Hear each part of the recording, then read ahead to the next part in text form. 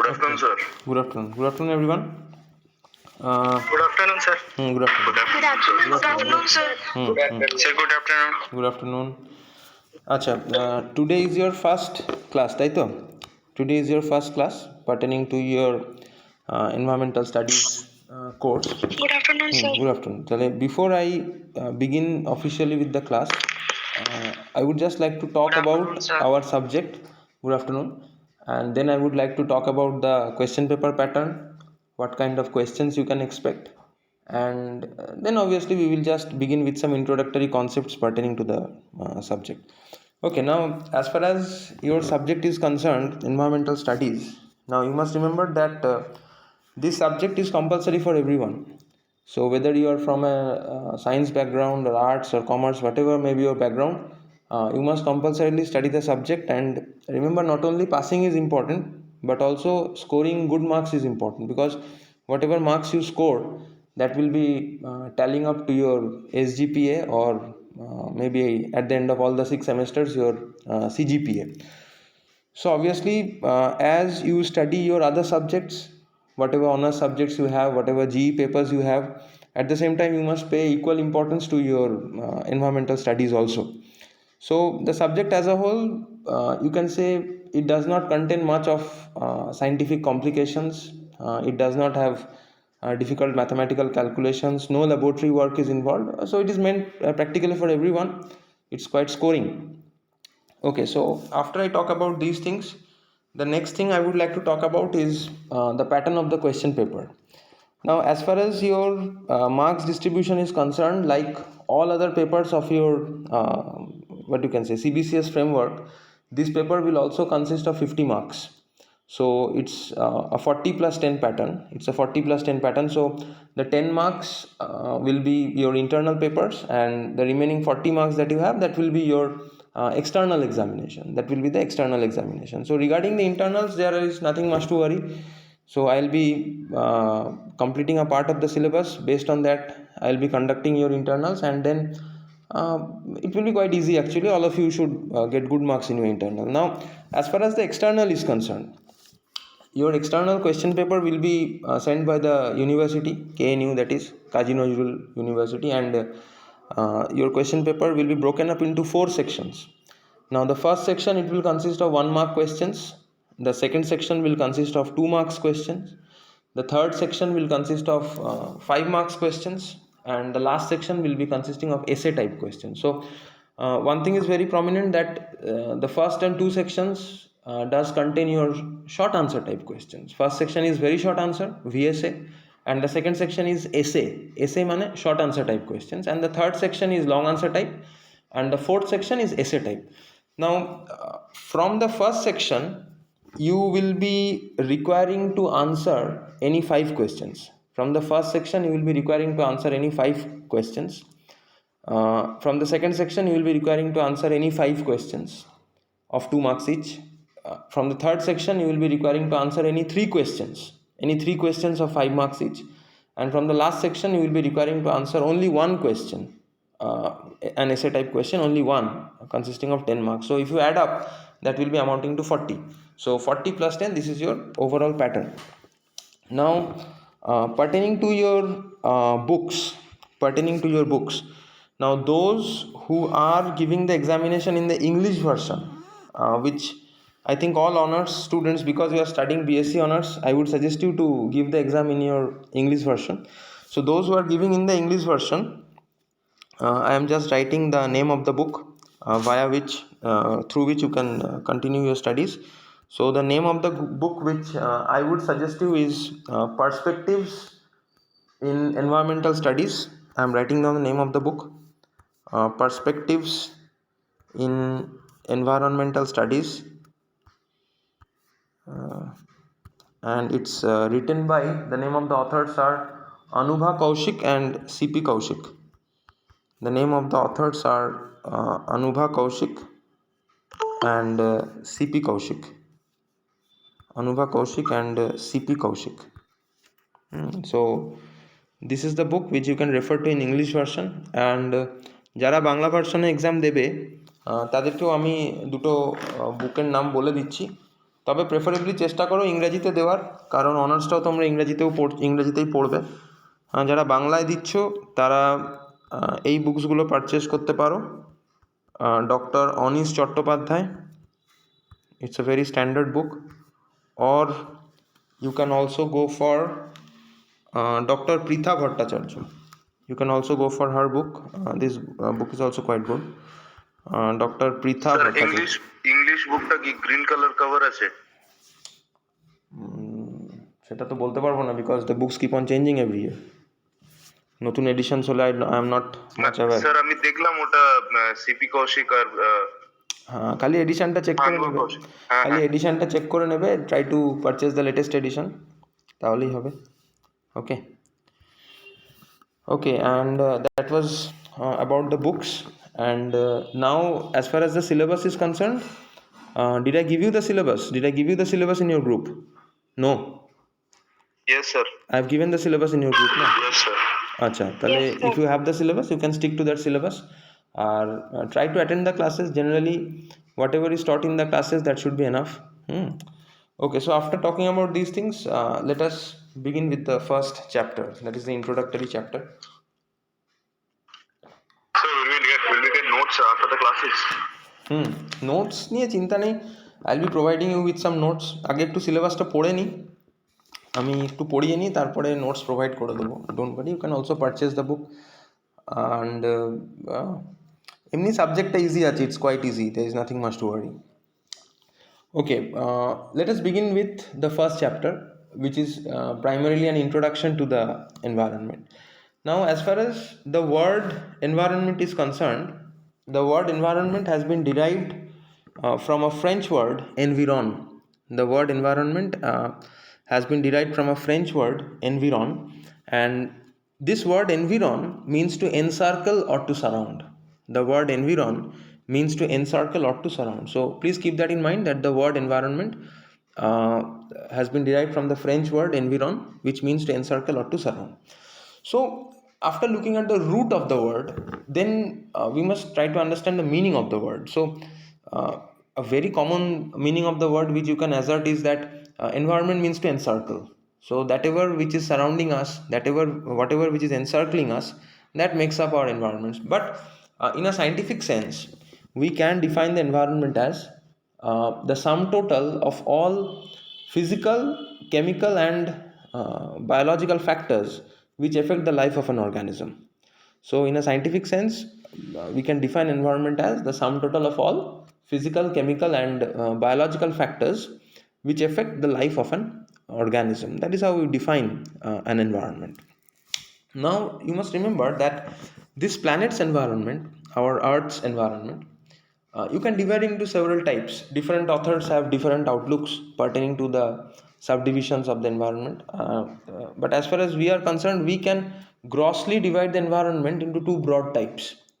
One is the natural environment, বা যাকে আমরা বাংলায় প্রাকৃতিক পরিবেশ বলতে পারি, and the other is the man-made environment, বা যাকে আমরা বাংলায় মনুষ্য সৃষ্ট পরিবেশ বলতে পারি। Now, as far as the natural environment is concerned, now such environments, such ecosystems are practically created by nature, and they are maintained and regulated by nature. So the natural environment is created, maintained, and regulated by nature, and there are no what you can say human interferences needed there. There are no planned manipulations needed there. Now, say for example, you can think of the forest, you can think of the deserts, you can think of the large oceans. Now these are absolutely natural environments where no human subsidies are needed. We don't need to provide any subsidies to this environment.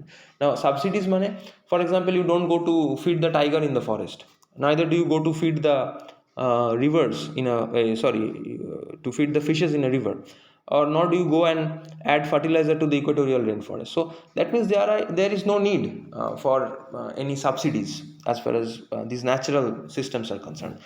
But if you're talking of man-made environments which are created by man, which are maintained and regulated by man, for example, say a cropland ecosystem, for example, say a city. There are numerous cities sprawling throughout the world. Or if you can think of an aquarium, which most of us have in our homes, where we keep some fishes. Now, if you think of these systems which are man-made, created, maintained, regulated by man, so in these systems, there is an absolute need of human interference. There is an absolute need for what you can say, planned manipulations, planned additions. Now, say for example, if you are keeping an aquarium in your house, now from time to time you have to go and feed the fish. From time to time you have to switch on that oxygen pump, or maybe you are switching on the temperature regulator. So all these things are needed when we create such systems, and such interferences or manipulations are not needed as far as natural systems are concerned. Now, if we talk of the natural environment, which is created, maintained, and developed by nature, regulated by nature, now you can further subdivide the natural environment into two broad types. And what are they? They can be, you can think of it to be the physical environment, which is non-living, and which consists of a lot of what you can say, non-living factors, a lot of non-living factors like sunlight, temperature, moisture, rainfall, soil, precipitation, etc., etc. So one part of the natural environment is definitely the physical environment, which consists of all the non-living aspects. But without these non-living aspects, life would not be possible on this planet. And then if you think of the what you can say, other aspect of the natural environment, you can call it to be the biological environment, or the biotic aspect of the environment. Now, the biological environment, it consists of all living things, every possible living things that you can think of, starting from microorganisms, single celled, to a few celled, to multi-celled, to huge creatures. Now, all living things will be coming under the biological environment. Now, as far as the man-made environment is concerned, a very integral part of the man-made environment is our social environment, which যাকে আমরা বাংলায় সামাজিক পরিবেশ বলি. So the social environment is very much an integral component of the man-made environment. And very importantly, if you think of the social environment and try to define it, that means the social environment consists of human traditions, human knowledge, our culture, our ethics, our laws, etc. So all these, our traditions, culture, knowledge, ethics, law, morality, etc., all these make up the what you can call as the cultural environment, or the social environment, more correctly the social environment. So this is overall a broad division of the environment which you can think of. So overall, you are dividing the environment into natural and man-made. Natural environment, you can further subdivide it as physical environment and the biotic or biological environment. And as far as the man-made environment is concerned, an integral part of man-made environment is the social environment, which is made up of human traditions, culture, laws, ethics, knowledge, etc., etc. Okay, now our planet's environment consists of several aspects, several spheres. For example, you can grossly divide the planet's environment into atmosphere, hydrosphere, lithosphere, and the biosphere. You can grossly divide our planet's environment into atmosphere, which consists of the sphere of gases, then hydrosphere, which consists of the sphere of water, and then you can talk of the lithosphere, which consists of the sphere of rocks and soil, and lastly the biosphere, which consists of the sphere of life. Now, if you think of these four spheres, atmosphere, hydrosphere, lithosphere, biosphere, etc. Now, none of these spheres can operate in an isolated manner. They cannot operate as a unique and discrete system. No, it's not possible. Now, all these spheres are interrelated with each other, and they are in a state of continuous interaction with one another. And this state of continuous interaction with one another makes life on this planet possible. Now, if there is some sort of a disruption, something somewhere goes wrong, and these interactions stop, then it will no longer be possible for life to exist. Life will cease to exist on this planet, and as it has occurred in the geological past. So, the planet's environment, you can grossly think of it to be as consisting of atmosphere, sphere of gases, hydrosphere, sphere of water, lithosphere, sphere of rocks and soil, and lastly the biosphere, which is the sphere of life. Now, after talking about all these very primary aspects, next we shall talk of about the components of environment. We shall talk about the components of environment. Now, our Earth, uh, the environment of this Earth, consists of two basic components. The environment of this planet consists of two basic components, and they are mainly the abiotic components, that means the non-living components, and the biotic components, which we call as the living components. Now, abiotic components আমরা যাকে বাংলায় বলি অজৈব উপাদান, আর Biotique components যাকে আমরা বাংলায় বলি জৈব উপাদান. Now, as far as these abiotic components are concerned, they primarily consist of all the non-living factors. Now, what is a factor? A factor is anything present in the environment which influences the life of an organism. Anything, that can be anything. So, all those abiotic factors, they include light, precipitation, moisture, humidity, temperature, atmospheric gases. Then you can think of topography. Topography means what you can say, how a particular land area looks like, whether it is mountainous, whether it's plain, or whether it's a plateau type.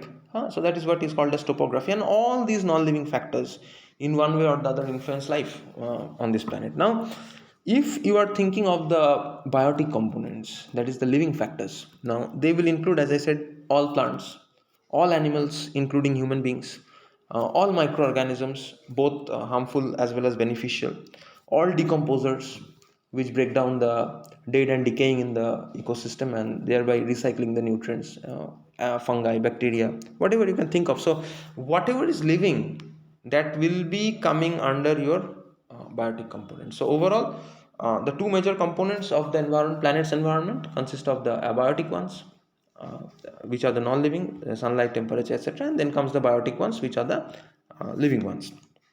Okay. Now, after talking about these things, next we shall talk of that what is the significance of environment. That in the present days, all of you must be hearing that. I think this is the most important topic on a day-to-day basis. That what is environment? How is it getting damaged? What are the possible alternatives to the problems that are coming up on a day-to-day basis? So, what is the significance of environment? Now, if you think of that, why environment is so important? Because without environment, you don't have access to resources. Now, whenever I'm talking of resources means anything that you obtain from this planet which meets your needs. Anything that you obtain from this planet which meets your needs. For example, air, oxygen is a resource, clean water is a resource, fertile soil is a resource, forest is a resource, biodiversity of this planet, that is a resource.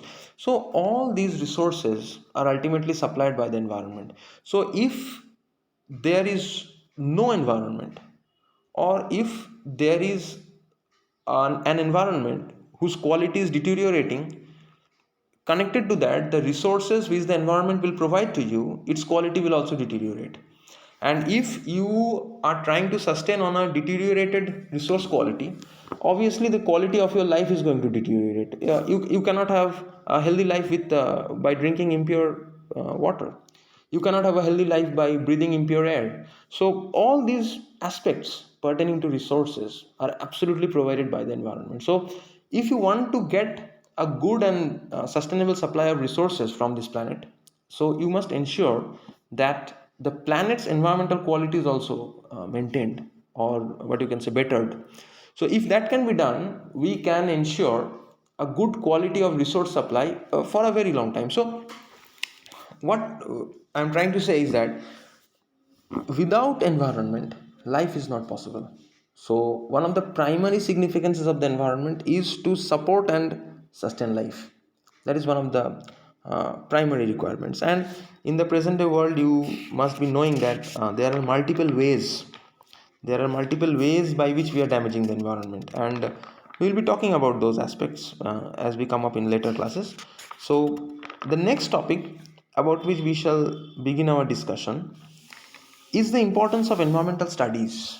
Now, this subject, why do you think that the UGC or the higher education department focuses on continuing with this subject at the college level. So there must be a particular reason. So we'll try to analyze those reasons. If some of you can come up with those reasons, you can tell me that why are we coming up with this subject? Sir, because of the growing population, Okay. growing pollution, Okay, growing pollution, growing population problems, and global warming, sir. okay, associated global warming. Anything else? Sir, this subject is particularly what we need at this hour. Most important thing that we should everyone look after because of the global decreasing in what to say global warming changes and others are sea level rises and all these things. Okay, so associated that are with global affecting us. warming, Sir, for climate taking change. care of our environment. Okay, for taking an overall care of our environment. Okay, anything else? Anyone with anything else? Situation which is happening in the country or in the world right now. Mm-hmm. Sir, Just one more. Just one saying more. the overall the current situation which is going on in the Okay, world. to tackle the overall. On that basis, it has been. Okay, to tackle the overall current deteriorated situation ruling the planet. Okay. Because sir, the importance of ecosystem. Okay, to uphold the importance of all ecosystems of this planet. Okay. Anything else? Betterment of human life. Okay, for the betterment of life and the quality of life on this planet. Fine. Anything else? Okay, so I think you have stated all the necessary importance pertaining to the importance of the environmental study. So I will be just rounding it off. I'll be just rounding it off. Now, overall, one of the first and foremost aspects of our subject, you must remember that it is not environmental science, it is environmental studies. So why are we not calling it as environmental science? Because as I said in the beginning itself, that environmental science required someone to be from a science background. It requires scientific aspects. It includes scientific complications, which are not included in this subject. This subject belongs to everyone. Environment belongs to one and all. No one is outside the purview of the environment, whether you are from a science background or whether you are a businessman or whether you are Joe Biden. You may be anyone, but you are not outside the purview of the environment. You cannot say that okay, global warming will not influence me. Okay, I will not be influenced by climate change. I will not be influenced by acid rain. No, you cannot say that.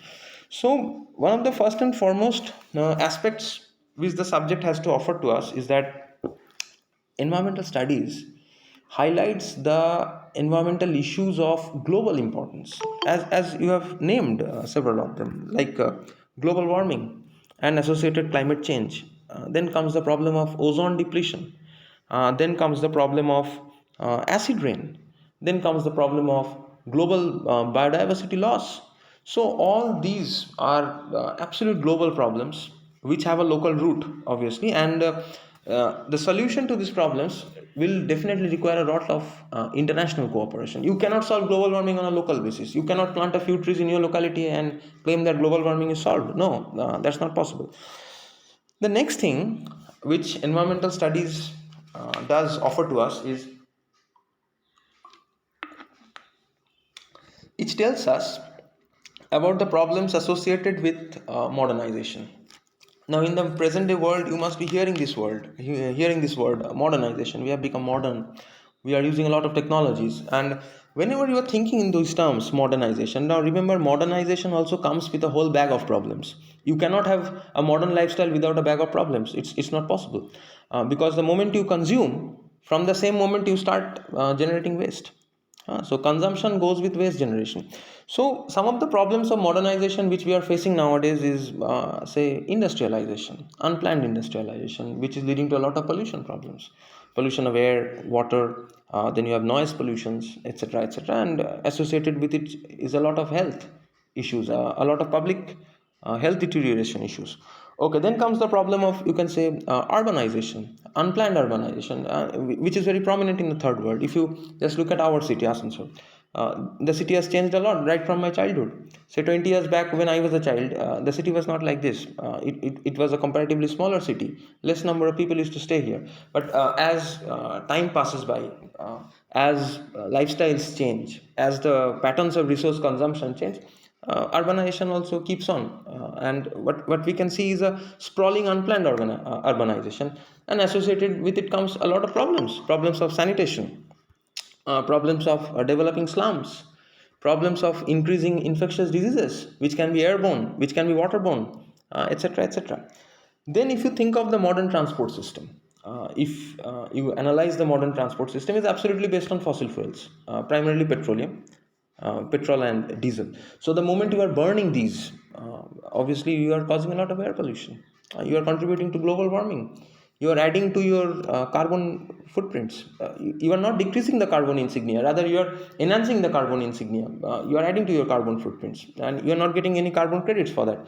And then, if you think of the modern agriculture, particularly post green revolution agriculture, if you are thinking of, so even the agricultural sector is riddled with a lot of problems of what you can say, uncalculated additions of fertilizers, pesticides, which are not only damaging the agro ecosystems but also damaging our health.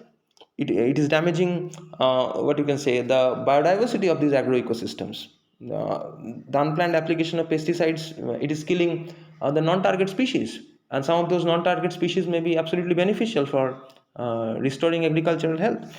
And then, if you think of the modern housing, particularly in the urban areas, we don't live in spacious houses. We don't live in spacious houses, and that's a fact. Only a few of us may be lucky to be living in a spacious house, to be living in a spacious locality where you are exposed to enough fresh air and sunlight. But I think majority of us will be complaining that my house is not very big. The flat in which I am living, I wish it could have been a bit larger. But that's not the fact. The fact is, we are being crammed up in a small place with poor ventilation, poor sunlight, and as a result, we are suffering from diseases. So, environmental studies talks of these problems. It makes us aware of these problems. It allows us to think about these problems. The third thing environmental studies will definitely expose us, as you said, to the explosive increase in population. The global population is well beyond 700 crore. If you think of the Indian population, it's maybe close to 140 crores. India has only 2.4% of the world's land area, and very surprisingly, around 16% of the global population lives in India, and that is not good for us.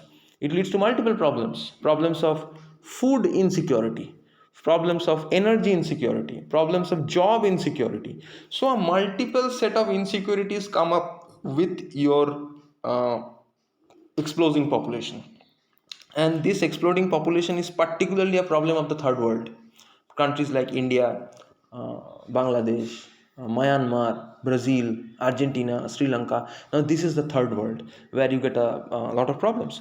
Then you must remember that environmental studies not only exposes you to problems, but also it tells you what are the alternative solutions.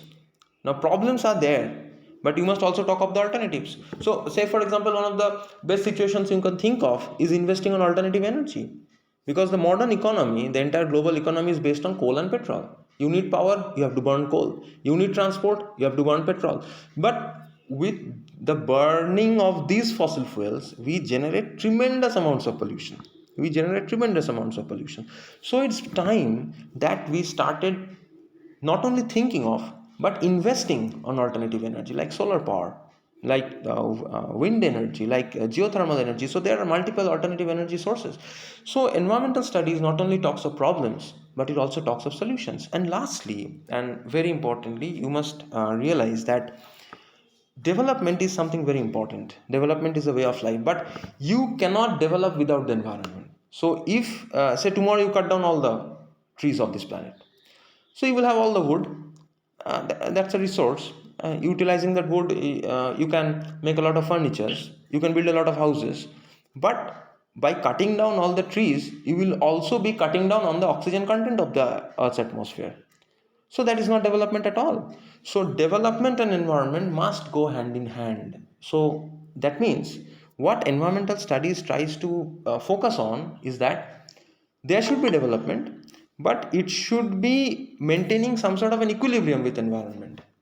So we must talk of development keeping in mind environment.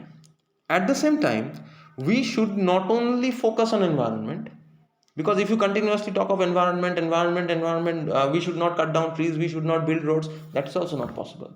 So what the ideology is that development and environment, they must go hand in hand. So these are some of the aspects which environmental studies talks about. And lastly, environmental studies makes you aware. Awareness, sensitization, that is something very important. Knowledge is power. So if you are aware of the what you can say problems, your generation will also come up with the solutions. So to get the right answer, you must ask the right question first. So environmental studies will teach you to ask questions pertaining to your environmental quality, pertaining to your resource quality that you are enjoying. Okay. So after talking about the importance of environmental studies, the last topic which I would discuss for today is the multidisciplinary nature of environmental studies. যদি আমি বাংলায় বলি তাহলে পরিবেশবিদ্যার যে বহুমুখী দিকটা সেটা আমাদেরকে একটু জানতে হচ্ছে যে multidisciplinary nature of environmental studies. Now you must understand that environmental studies is not what you can say, it's not an island type of subject that it's absolutely different, it's absolutely unconnected to all other subjects. No, rather environmental studies is connected to every other subject which you can think of. Say for example, environmental studies takes a lot of information, knowledge, analysis, theories from chemistry. It takes a lot of information from the biological sciences like zoology, botany, microbiology. Several of you are studying honors in it. And obviously, there is a lot of input from physics, mathematics, statistics, computer science. Now, this was all the science backgrounds. Now, if you are talking of environmental ethics, ethics means which is good and which is not good for the environment. If you are talking of environmental moralities, now such concepts of ethics and moralities are incorporated into the subject from the humanities background, from the arts background. So, not only are we taking knowledge and information from the science subjects, but we are also gathering information from the arts subjects. Now, if you think of political science, that's a very important subject as far as environmental studies is concerned, because political science tells us about the rules, laws, etc. Present in a pertaining state. It tells us what are the policies of that state toward the environment. Now, for example, if you look at a country like India, there are multiple environmental laws to protect India. You may be studying a lot of science. You may have a lot of theories, a lot of calculations, a lot of research, but until and unless that is enforced, until and unless you enforce people to do the right, people will not do the right. And to enforce such what you can say righteousness into the society for the benefit of the environment, we need environmental laws, which again comes from an arts background. Now, if you think of the commerce background, say for example economics, the world is nothing without economics. So there is a separate subject in the discipline which we can call as environmental economics, which teaches us how to achieve a balance between environment and development. Because if you are thinking of the modern day economics is nothing without production. So to produce, you need resources.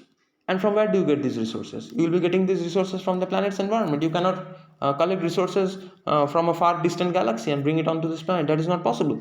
So what we need to understand, that this particular subject, environmental studies, it is not an unilateral subject. It is not a unique subject. But it includes inputs from multiple subjects, from multiple disciplines. And because it involves and includes knowledge, information, theories, hypotheses from multiple disciplines, that is why we say that environmental studies is rather a multidisciplinary subject which all of us can pursue, about which all of us can gain knowledge about.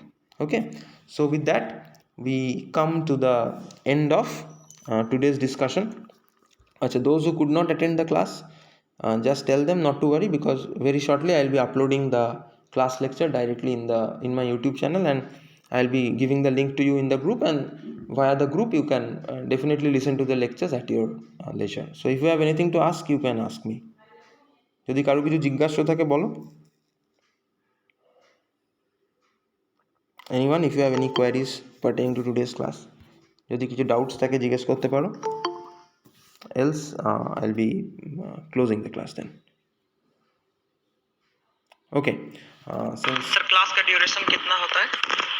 Class का duration generally 1 hour रहता है, but 1 hour becomes too boring in case of an online class. It's too boring. So it's better that we have a short and sweet class around 30 to 40 minutes. That will be enough. हाँ sir, नहीं जैसे student के साथ थोड़ा सा interaction ज्यादा रहेगा ना, तो उससे जैसे आप एक टॉपिक पढ़ा इसके बाद क्वेश्चन पूछ लेते तो हमें भी मतलब कहीं कहीं बीच में नोट्स वगैरह लिखते हैं ना, तो वो गड़बड़ाता नहीं है, तो फिर बहुत ज्यादा तुम्हारा क्लियर जो हो प्रॉब्लम जाता है, है। whatever problems you have, you भाई can स्टूडेंट कितना है वो भी देखो।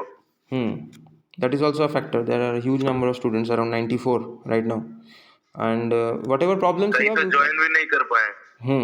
ওইটাই তো প্রবলেম, ম্যাক্সিমাম জন জয়েন করতে পারে না না। তো ঠিক আছে, অসুবিধা নেই, যখনই কোনো প্রবলেম হবে আমার নাম্বার তো তোদের কাছে আছেই। You can always drop a message via WhatsApp, I will be replying to your messages. ঠিক আছে, ওকে দেন। জয়েন করেনি তারা জিজ্ঞেস করছিল যে ওদের অ্যাটেন্ডেন্স কি হবে। অ্যাটেন্ডেন্স নিয়ে চিন্তা নেই, don't worry about attendance in environmental studies. আজ পর্যন্ত কেউ হয়নি যে অ্যাটেন্ডেন্সের জন্য এনভায়রনমেন্টাল স্টাডিজে পরীক্ষাই দেবেন, ডোন্ট ওয়ারি, ওটা নিয়ে চিন্তাই নেই। ঠিক আছে,